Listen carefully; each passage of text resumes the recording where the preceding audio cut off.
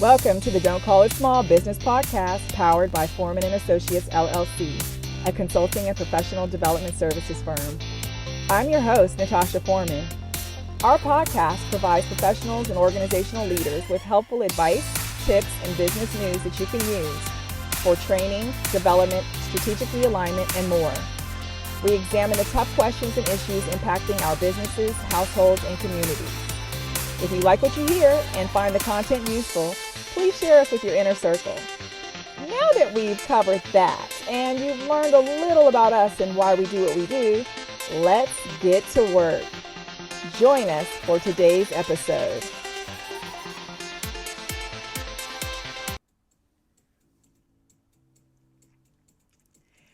Hey everyone, it's your girl Natasha Foreman. Thank you so much for being here with me. Oh my goodness. I'm excited. We're in part 8 of this multi-part series on how to start a business or revamp your business if you already have an established one and you need to revive it, reimagine it.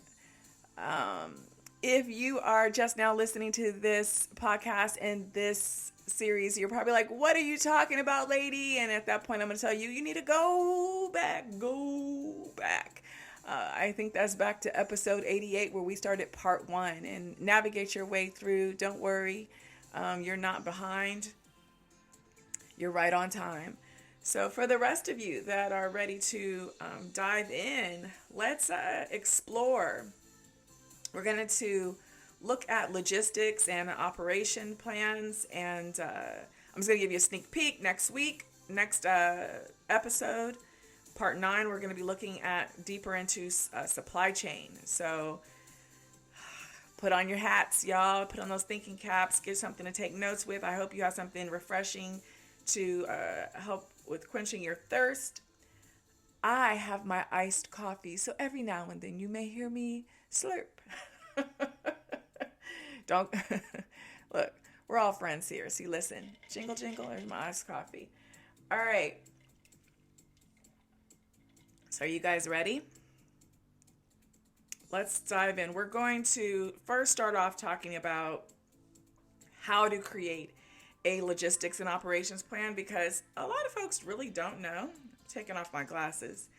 They're actually for distance, and I strain when I put them on.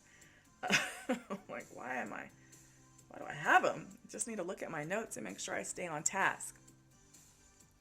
So when we're creating a logistics and operations plan, it's essential. It is vital for any business. It doesn't matter the size or context or in industry, no matter the business organization, that it involves the movement of goods or services. So regardless, a lot of people think that it's only for, a product-based business. No.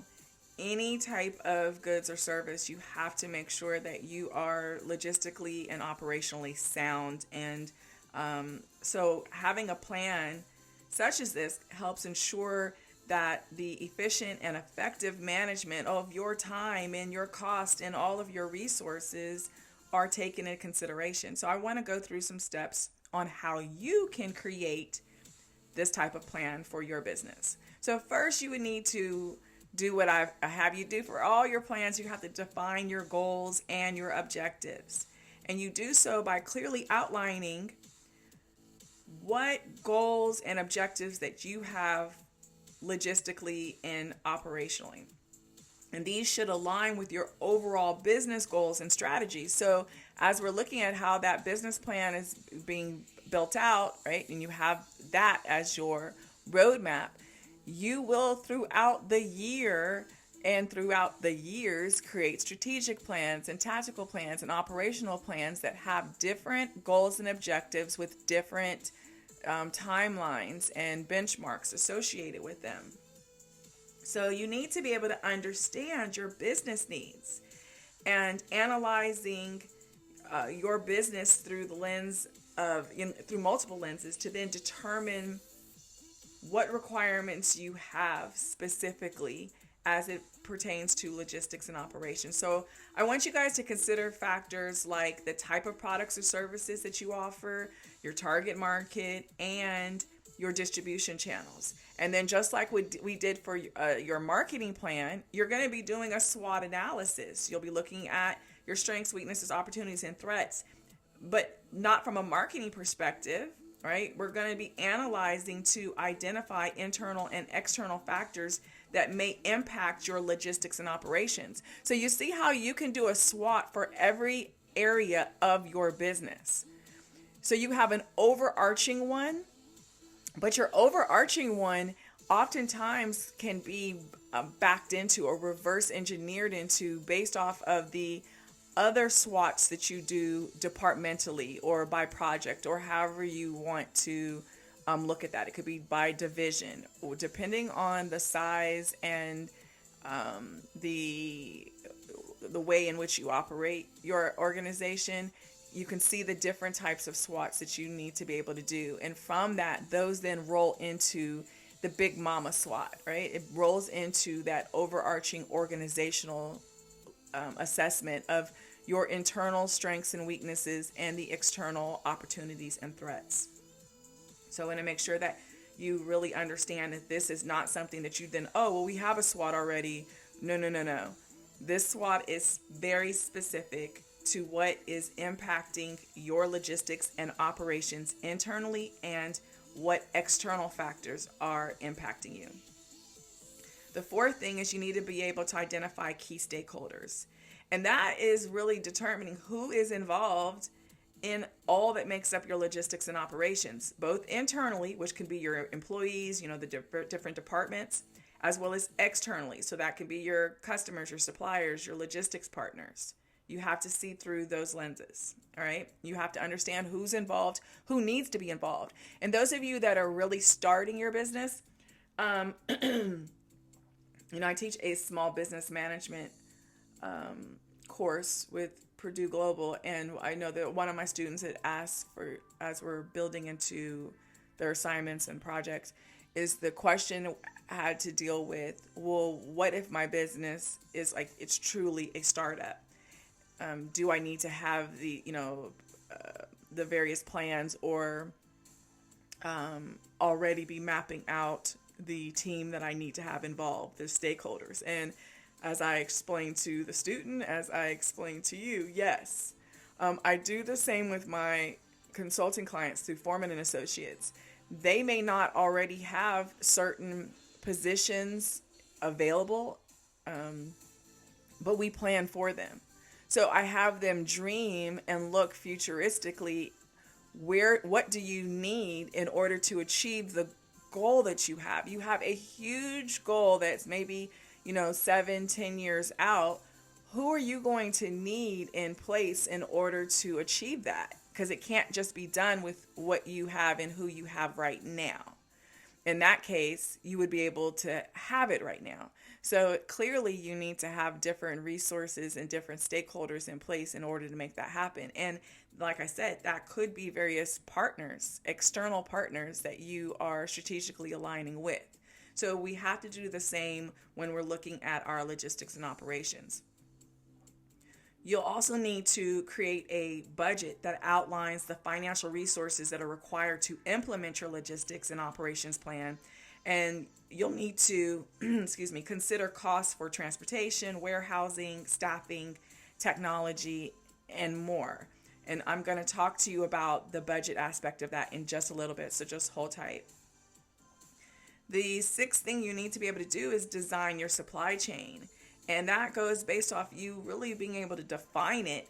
And that includes the sourcing of any raw materials, manufacturing or procurement, inventory management, distribution, and the delivery to customers. And then you have to optimize the supply chain for efficiency and cost effectiveness. And so we're going to be talking about supply chain in the next episode, because I just don't want to weigh you guys down with too much content in one episode. So we'll talk about that in the next one. And we'll also be talking about how we go about selecting our logistics partners, and understanding that if necessary, you could choose both logistics and transportation partners such as carriers or 3PL, which is third-party logistics providers. And then you'd have to ensure that they align with your objectives and can provide the necessary services. Because if they can't, then why are you wasting your time and their time? Does that make sense? So you need to make sure you find the right fit. It's all about relationships. So there has to be this win-win involved in that. We're going to also have to really explore inventory management. So you have to create inventory control procedures to manage stock levels efficiently. So certain systems that you can look at could be just-in-time inventory, safety stock, and demand forecasting. And we'll be able to explore those as well in greater detail. 9, you would create standard operating procedures. I like to just call them SOPs. SOPs. You're going to create standard operating procedures. And this is where you will document these procedures for every aspect of your logistics and operations, from order processing to warehousing and transportation. And this is what helps ensure consistency and accountability. So you can then look to track to see where you are, where you're supposed to be, so on and so forth. I hope that makes sense. All right. Then 10, we would implement technology, and you'd use various solutions like warehouse management systems, transportation management systems, and then there's also enterprise resource planning software that can help streamline your operations and improve visibility. Then you would develop contingency plans, right? You got to have the backup plan to the backup plan, because sometimes stuff happens. Things are out of your hands, out of your control. You have nothing to do with external factors, and oftentimes you don't have much control over internal factors. So you have to be able to plan for the what ifs. And that means identifying potential risk and then creating the contingency plans for events like natural disasters. You may think that you're an end-all, omnipresent, omniscient God, but you're not. So you cannot control nature. You can also not control supply chain disruptions. We noticed that during the pandemic. And there's tons of other emergencies that can come into play. So we have to be aware of that. And then you need to focus on defining your KPIs, the key performance indicators. Remember, we've used the KPIs for different elements within the company. This is going to specifically measure the success of your logistics and operations plan. And so some common KPIs that you could include would be on-time delivery rates, inventory turnover, and cost per unit shipped. And we'll explore these in greater detail. I'll look at feedback as well. So these are different elements. Now, training and development. Once again, this is specific to this area. We're making sure that we ensure that your employees receive the necessary training and development to execute the plan effectively. There is a difference between the two. Training is I am getting you prepared to do the task at hand for the role that you're currently in. Development is me helping you to expand, explore, to grow so that you can be able to go beyond what you're currently doing, beyond the role that you're currently in, and possibly even outgrow the company in some way, form, shape, or fashion, right? So understanding you're not here to handcuff your workers.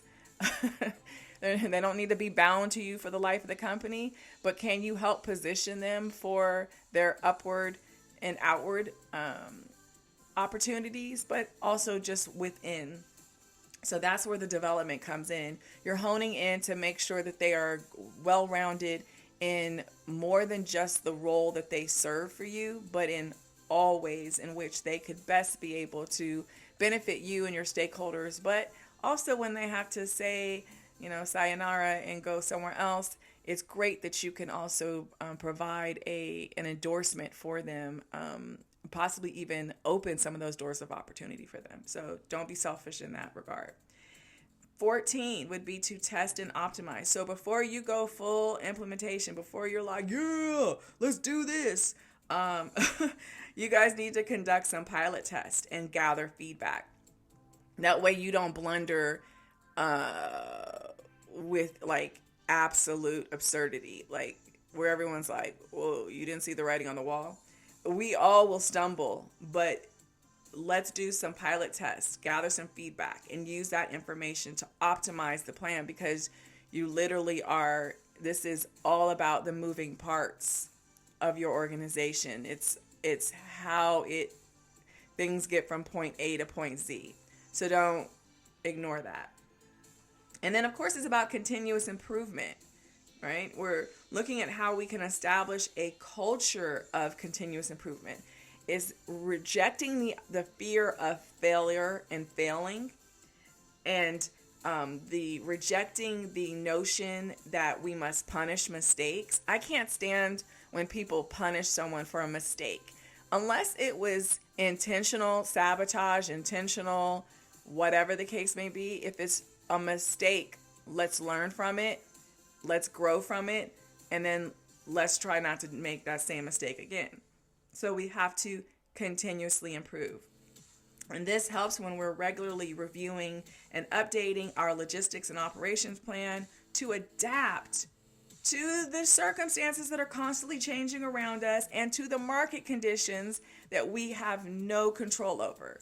So these are one ways in which we can do that. And then we're looking at communication and collaboration and how we foster this amongst all of our stakeholders. So not just our partners, not just our employees, but all stakeholders, so that we ensure smooth operations and adaptability to changes. We need to be able to be flexible. I have shared this plenty of times, like the Stretch Armstrong character, the toy. You got to be able to adapt and stretch. And then always we're implementing the concepts of a control mechanism. We have to be able to monitor and review regularly the performance of our plan and then conduct the periodic reviews that we need to identify areas for improvement. So whatever type of control mechanism that you use to track what's going on, you need to make sure you're monitoring it, you're reviewing it frequently, you're looking for deviations, you're adjusting to those deviations and getting things back on track.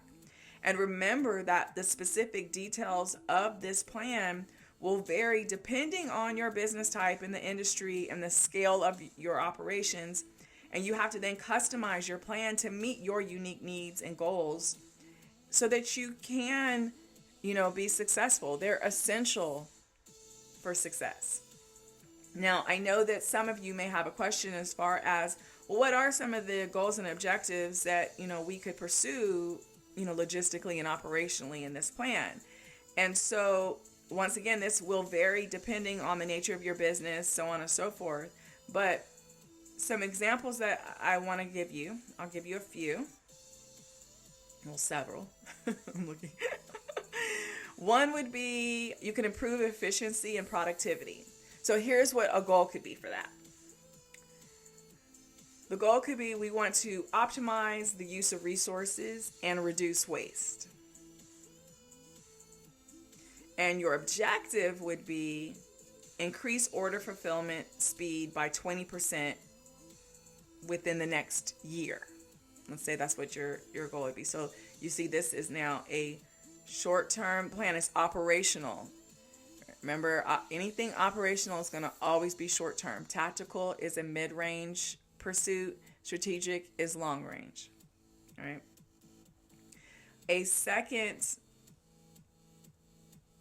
pathway could be to enhance your customer service. So let's say the goal is provide excellent customer experiences through reliable and timely deliveries. I mean, that would definitely enhance my experience as a customer. If my deliveries are, I can rely on them being as they said and they're arriving on time, I'm excited. So the objective for that would be to achieve a 95% on-time delivery rate and reduce customer complaints by 15% in the next quarter. Once again, something we can track, and we can see that in a faster feedback loop so that we can make any tweaks if necessary. So if by chance we don't meet that objective that can then build into that goal, we then need to make any changes so that we can get back on target. So let's say we failed in the next quarter, like drastically. Let's say our on-time delivery rate was actually like 65% and our complaints were still at about 35%. So we make whatever tweaks and then we shoot again for the quarter, for the next quarter. 3, let's say we're like, okay, we want to reduce cost. So our goal could be decrease operational expenses so that we can improve profitability, right? The less that we have to shell out, the more we can retain in our revenue. So the objective here would be, well, let's reduce transportation costs by 10% by the end of the fiscal year. And see, some people would have jumped at, hey, who can we cut? What employees can we cut? Like, cutting your workforce should not be the first thing that you're thinking about, and it shouldn't be the second thing either. So you need to look at other operational costs that are impacting the company and seeing in which ways you can reduce those. 4, inventory, and let me pause and back up for a second. The reason why I say that is because you guys are rolling these operational plans into a mid-range tactical plan that is built into a long-term strategic plan. And the only way for that strategic plan to take place is you have to have X number of bodies internally as well as externally in order to make it happen. So sometimes we end up drastically thinning our resource internally, and then we're finding ourselves trying to play catch up later. And what happens is that you sometimes sacrifice the quality that you had for trying to now get quantity later down the road. So I'm just trying to help you really, think about that. Now, I will say that we have seen where we have some startups, especially in tech, where they grow super fast. They actually grow too fast. And so they overstimulate the resource pool, having way too many employees, filling certain roles that were not necessary, having 5 roles when it could have been 2 people doing the 5 things. It just, what I mean, if that makes sense. Where to the point where you have a lot of people that end up doing busy work, or they don't have much work to do because the capacity that they are responsible for is so thin, so narrow that they're zooming through it lickety split. And then, they can actually, people will grow bored because there's nothing to do. So I just want to highlight, underline, put some stars around that, because that is something that I see a lot. People have this, you're fired. They're quick to let folks go and not realizing, looking futuristically, what you may be left with down the road. So moving on. Let's say your fourth thing that you want to focus on is inventory management. So your goal could be, let's maintain optimal inventory levels to meet demand without overstocking. So can we do this without having to overstock our shelves, having an excess? Can we be able to maintain an optimal inventory level so we can still meet the demand of our customer base, right? The customers are like, we want that. Can we do that without having our shelves overstocked? So the objective would be achieve a 98% inventory accuracy rate and reduce excess inventory holding costs by 15% within the next 6 months. So now we're able to track that and see how we're doing. So that's a challenging objective, but it's something that is also feasible. 5th thing could be supply chain sustainability. And The goal there could be, let's implement environmentally responsible practices in logistics and operations. And so the objective could be, well, let's reduce carbon emissions by 20% by the end of the year through efficient route planning and green packaging. Now, if you're in the month of October or November, that's not feasible. So that, of course, you'd probably have that as year end of the following year. Okay. So depending on when you're listening to this, don't make that your year end for for the current year. All right. 6, vendor and supplier management.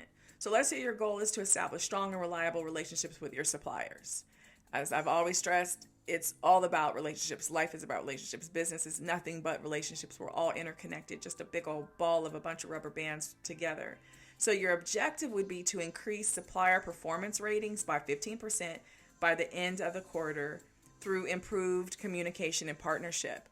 That means that you need to also have internally within your team some strong communicators, strong relationship builders, strong relationship nurturers, people that are heavily invested in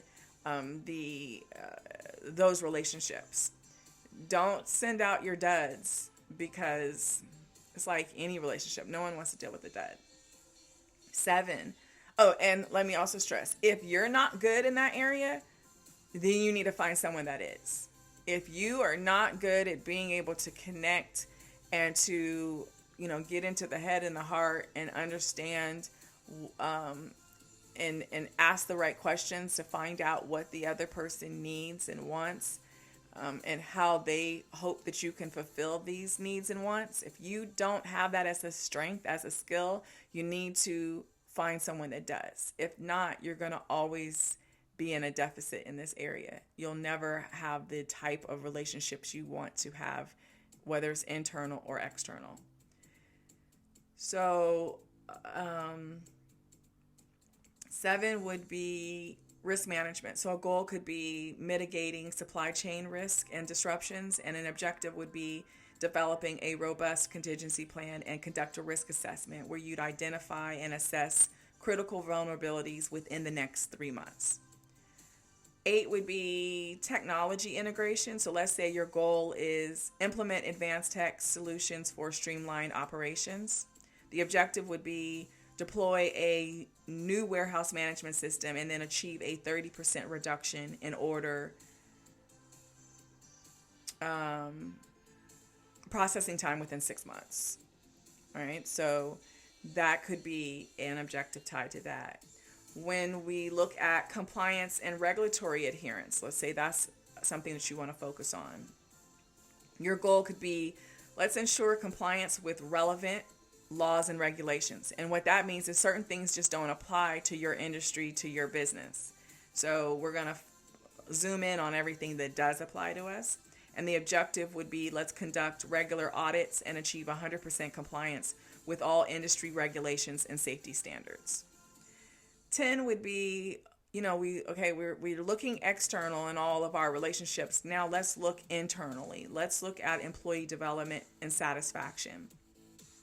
So your goal could be, let's invest in employee training and well-being. And an objective would be increasing employee satisfaction scores by 15% through training programs, career development opportunities, and improved working conditions within the next year.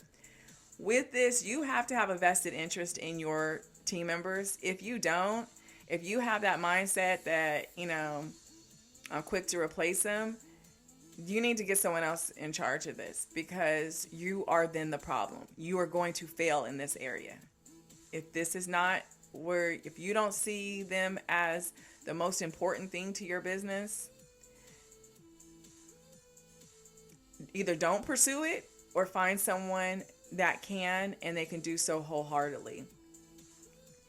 Because when we're talking about the training and well-being, as I've said throughout the series, but also in previous episodes of this podcast, that we as employers should always be mindful of what is going on in the worlds of our employees. And I get it.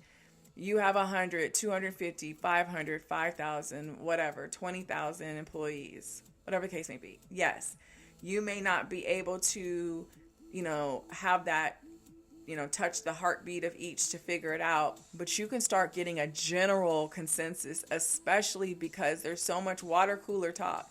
There's so much that spreads throughout where people are gossiping and whispering and whatever the case may be, the occasional mumbles that you hear, the gripes, the body language, things of that nature. It just paying attention to what's happening in the news, what's happening in the community around you, what's happening in your state. If it's happening to people outside of your company, you have to use some level of common sense to say, I wonder if this is happening to my employees. Well, most likely if they're living in that state, that city, that town. So be mindful of what's happening externally, that it has a direct or indirect impact on your internal environment. So there are ways that you can try to intervene and supplement, support, and just show that you truly do care about them and find ways to help them find a semblance of balance, however they want to define balance. So whether you are providing some gym memberships or access to, free or low cost counseling or other type of services, or creating different types of internal, groups where they can disconnect, or if you're changing the work schedule that allows them to have,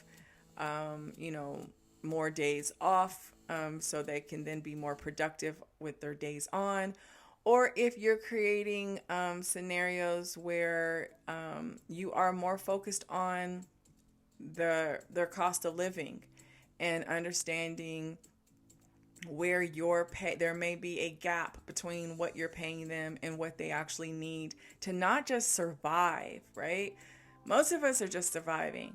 What do we need to thrive? What do we need so that we can get out of the hole, not just be able to wade in the water, right? We're not just trying to tread and keep our head above water. What can we do to help them get out of the water? So I just want to really embed that there. 11 would be expanding market reach. So let's say you say, we want to expand into new markets or new regions. So the objective would be, let's successfully establish logistics and operations infrastructure in a new geographical area within the next 6 months. 12 would be continuous improvement, right? We talked about this briefly. So let's say the goal would be, let's foster a culture of continuous improvement, which is what I mentioned earlier. The objective that would be associated with that goal would be implementing a continuous improvement program, and then we're going to track regular improvements in our operational processes and performance. If those are tracking well and we're backing into it, then after a while, that is what the culture will be. It will take shape and it'll grow roots. It'll take shape. It'll be what we all, from the top to the bottom, side to side, and all in between, will believe in and practice the concept of continuous improvement. So I want you guys to remember that it's important to make your goals and objectives SMART. And if you remember, we've talked about SMART goals. They're specific, measurable, achievable, relevant, and time-bound. And we do this to ensure they are effective in guiding your logistics and operations plan and assessing your progress.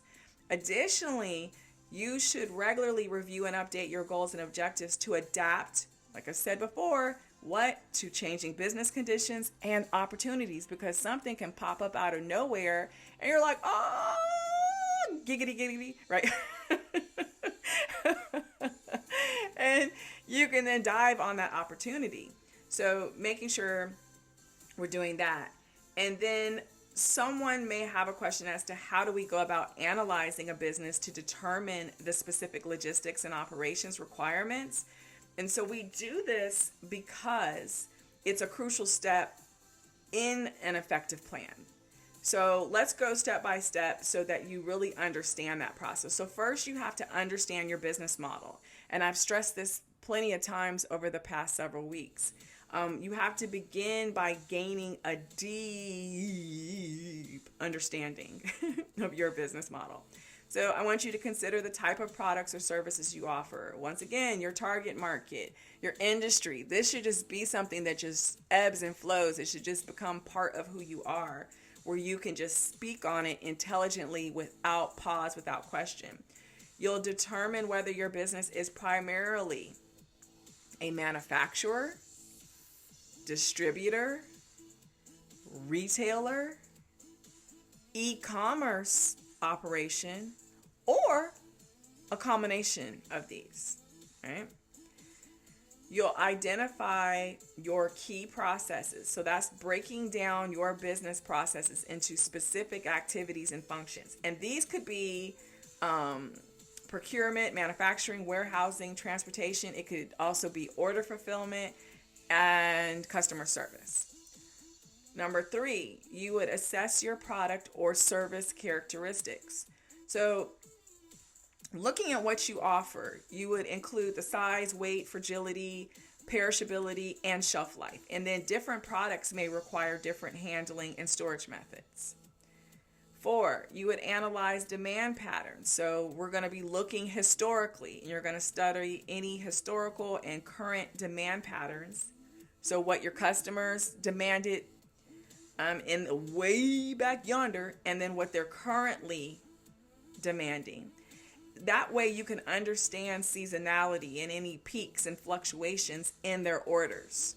So you'll be able to see how it ebb and flows so that you can make sure that you have demand.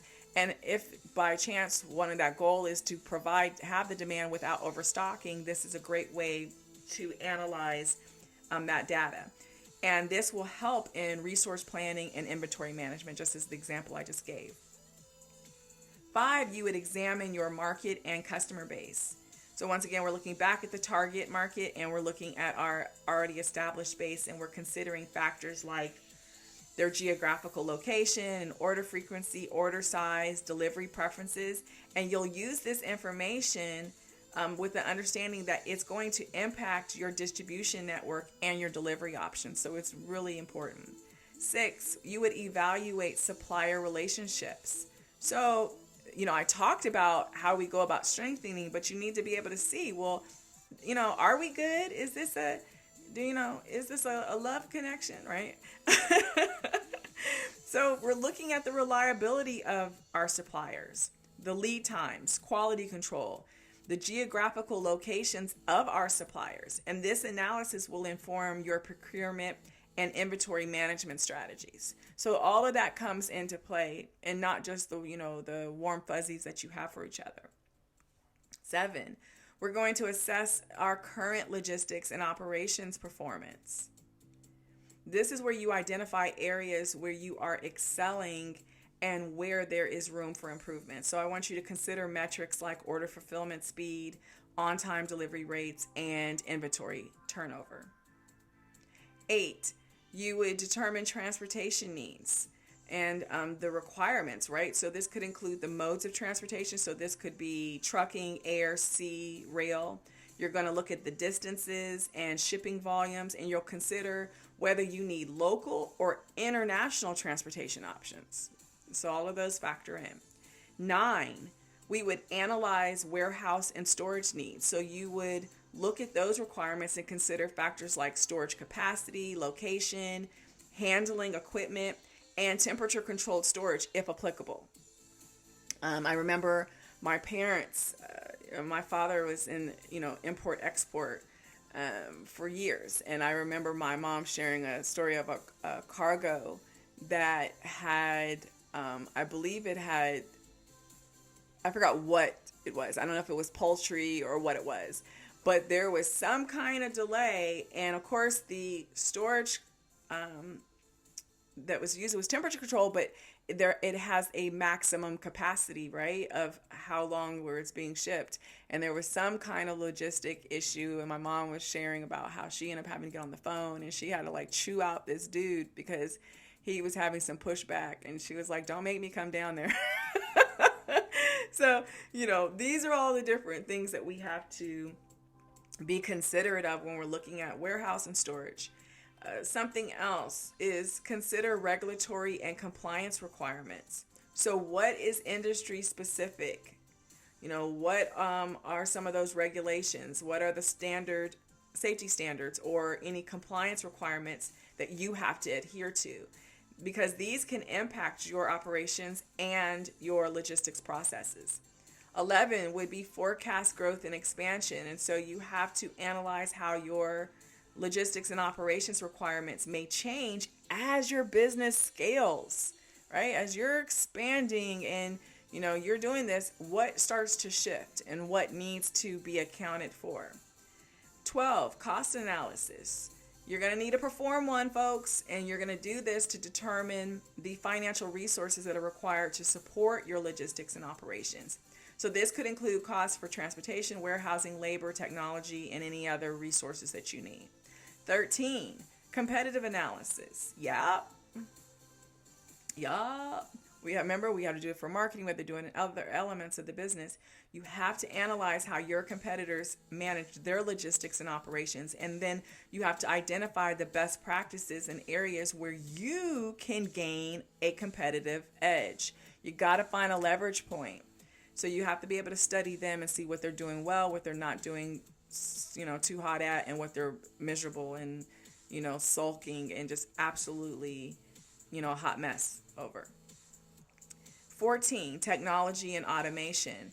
Here's where you will look at that infrastructure and the capabilities of automation and determine if you need to invest in any type of tech solutions like warehouse management systems or transportation management systems so that you can improve efficiency.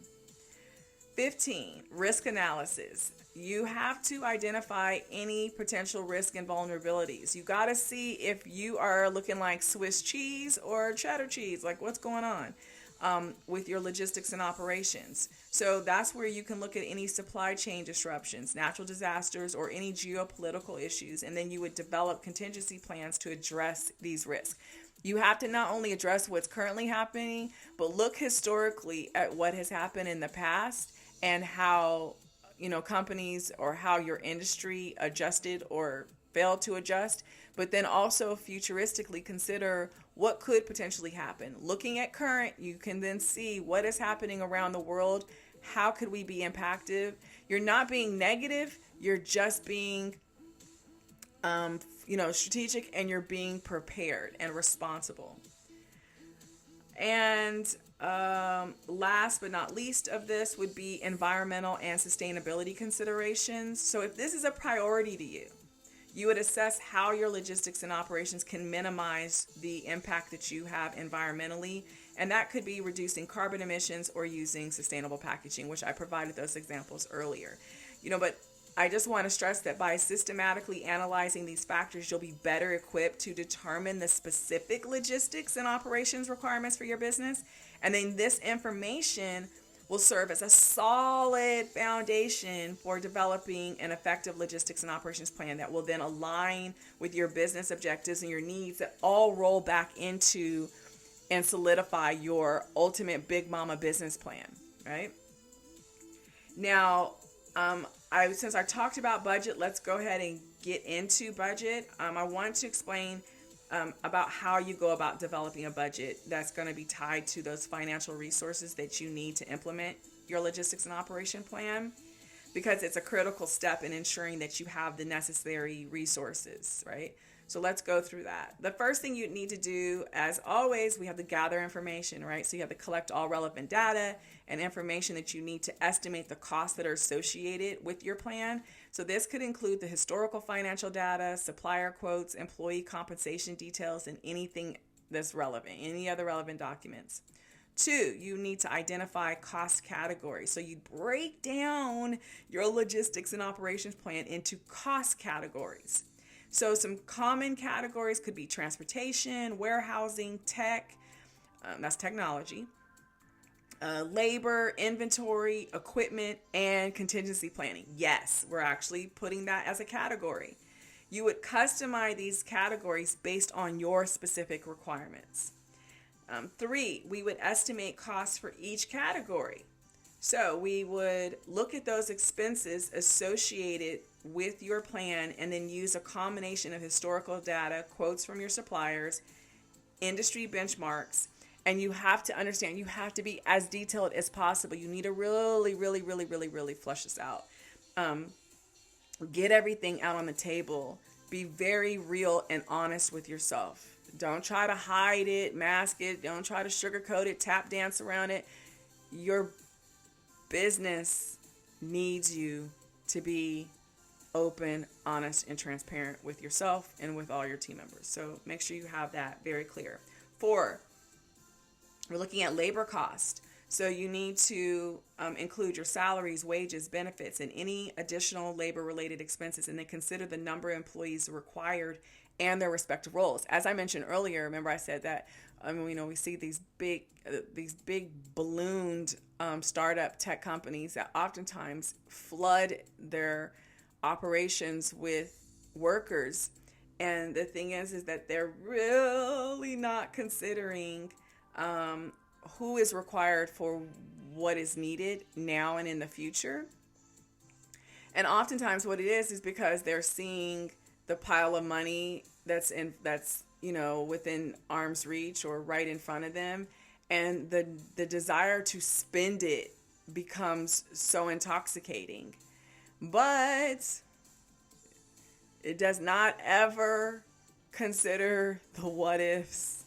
What if we get plundered, beat down, shut out? What happens is you do that, and then the first thing that you do as a knee-jerk reaction is you start cutting your workforce. Well, this is one way of considering this up front and then gradually rolling in. I know that oftentimes people do it because they want to appear bigger and more established, but sometimes you can have a core team. And let me stress, that does not mean that you work the bejesus out of a much smaller team. So that's not what I'm saying. If something requires 5 heartbeats to do it, have 5 heartbeats, maybe 4. But don't make it 2. Don't make 2 people do the task of 5 when you know that 5 people have to do it. At that point, there's too many things that are falling through the cracks. I'm going to say the crap. Well, it's crap too. There's going to be a lot of crap when you do that. There's going to be a lot of inefficiencies. You're definitely not going to have a level of excellence. You're going to have a lot of burnout. You're going to have issues with wellness. You're going to have issues with absenteeism, turnover, blah, blah, blah, blah, blah. And all of those that I just mentioned, every word I just mentioned has a $sign attached to it that you then have to account for. So I just want to stress that. 5, technology and software. You guys need to account for these costs for any type of tech and software solution that you use. So that could be that warehouse management system, the transportation management system, the enterprise resource planning software. This also includes implementation, licensing, and ongoing maintenance costs. All of that has to be factored in. It's not just a one and done. It is for the long term, the entire life, the entire relationship that you have with this solution. 6, transportation costs. You'll need to estimate the costs that are associated with all transportation. So that includes the fuel, the vehicle maintenance, insurance, any fees related to carriers or third-party logistics, right? The 3PL providers. You need to consider the mode of transport. So once again, as I stressed before, trucking, air, sea, rail, and the distances that are involved. All that needs to come into play. This also includes, for those of you that are not transporting any particular type of cargo, but we're looking at a workforce that you may have a sales force that are doing outdoor type of sales, that has to factor in, especially if you are reimbursing or compensating them some way for that, or if they are using company-owned vehicles. 7, warehousing and storage costs. So we're going to do those expenses. That includes the rent or mortgage payments, utilities, maintenance, and any additional costs for specialized storage requirements. You need to know those numbers. That's the way you'll then be able to determine whether or not you need to shrink something. 8, inventory costs. So all the costs that are associated with managing your inventory, which could include procurement, storage, insurance, and the financing cost of holding inventory. Because, there's a cost associated with that. Whether you're holding it internally or that's an external holding provider, And then you need to calculate these costs based on your stock levels and your turnover rates. 9, equipment and infrastructure. So if your logistics and operations plan requires any specific equipment or infrastructure, so if it's forklifts or conveyor systems or temperature controlled storage, whatever the case may be, you need to estimate the cost of acquisition. So that's acquiring them, maintaining them, and the depreciation, right? Once they roll off the lot, depreciation. But, over time, the value goes down. So you need to make sure you keep track of that. At 10, your contingency planning. Here's that category. We're going to allocate a portion of your budget for the plan B, the plan C, and any risk management. This should cover costs that are associated with emergency response plans, business continuity measures, and insurance against unexpected disruptions. Folks, think about the pandemic. Think about the pandemic again. Think about the pandemic times 4, whatever, right? I'm not trying to scare you, but it's all of the what ifs. It's about you doing crisis management before the crisis.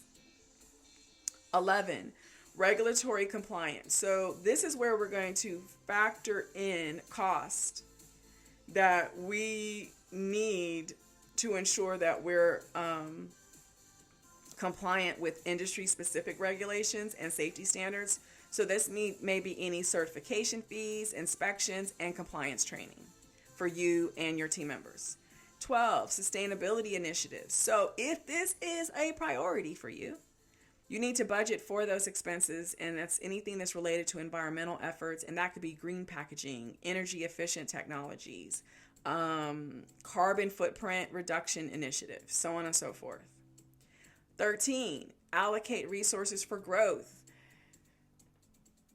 It's rare for someone who says, I just want this to be a mom and pop, but I just want it to be mom, no pop. I don't want this to grow into anything else. Most people have a desire to have a team of some sort. I'm not saying you need 20,000 or 200,000, but it's rare that someone just wants to be a solopreneur. What I mean by that is if you're going to need some help somehow, some way. Okay, I'm a lawyer. Great. Well, you're going to eventually max out the capacity of how many clients you can take on. And what we have is an inherent desire to want more. So you're going to have to open up the doors to allow other lawyers and paralegals and some type of legal assistance to help you.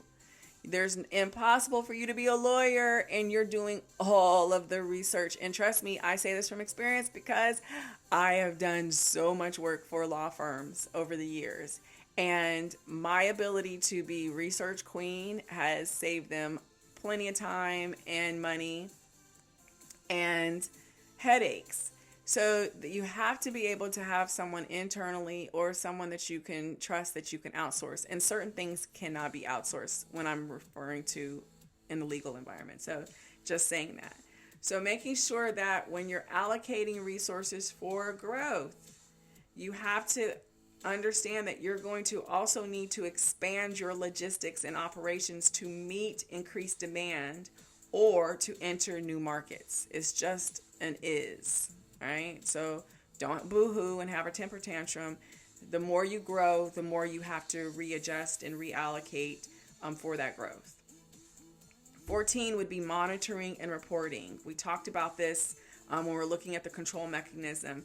In your budgeted cost, you need to include every penny that goes towards monitoring and reporting mechanisms. So this could be software tools for tracking your KPIs and auditing expenses. 15, overhead and administrative costs. Folks, don't forget to account for these costs. This could be the rent for your office space, your office supplies, administrative staff. Don't ignore this. And then we talked about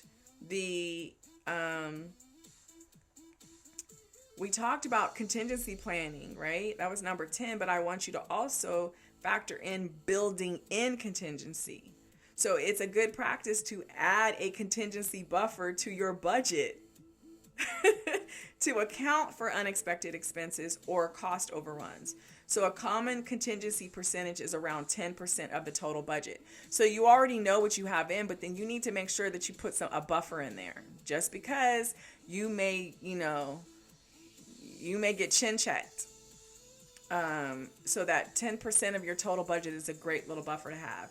And then regularly review and update the budget. That was number 17. Your plan and that associated budget should be dynamic. So regularly reviewing and updating it as circumstances change and new information becomes available is vital to your success. And then last but not least, you need to seek expert advice. So consider consulting with financial experts or industry professionals to ensure your budget is comprehensive and accurate. Don't try to wing it. Don't try to throw gum on the wall and hope it sticks. Don't just try to, you did some search, online and the first thing that came up or somebody's YouTube video, you jumped on it. You need to make sure that you've got it right. And if not, you're going to pay for it.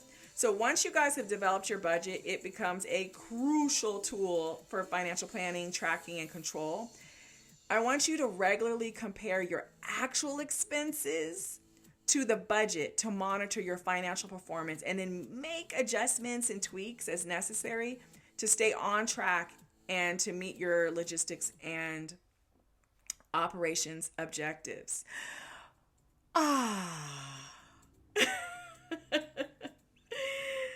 There we go. That was a lot. Hopefully it was not too much. So hopefully I didn't overwhelm you. What we're going to be talking about in the next episode, we're going to be looking at supply chain. So we'll be looking at the sourcing of raw materials and manufacturing and procurement and inventory management, distribution, delivery to customers. We're going to go into all of that in our next episode. The caffeine is kicking in, which is weird because it's just half calf, half decaf. But with that, all right, folks, it's that time. It's time to wrap up, go our separate ways until we see each other next. If you enjoyed what you heard today, please rate and review this podcast so that others can find us. We want to make sure that we give proper credit for the show's theme songs. They are by the amazing, the talented Shane Ivers. Thank you guys again for tuning into the Don't Call It Small Business podcast, for sharing these episodes with others, and for your continued support. And don't forget what we tell you on each and every episode. Don't call what you're planning, thinking, dreaming, or doing little or small. Go big, go bold, or go nowhere. See you next week. We hope you enjoyed today's episode. If so, there's 4 things that we ask of you. First, please leave a rating and review. Second, be sure to connect with us on social media. Third, head over to foremanllc.com/podcast to sign up to our email list. And fourth, check out all the links and resources in the show notes. Thank you for tuning in to the Don't Call It Small Business podcast, for sharing these episodes with others, and for your continued support. And don't forget what we tell you on every episode. Don't call what you're planning, thinking, dreaming, or doing, little or small. Go big, go bold, or go nowhere. We can't wait to reconnect with you soon. See you next time.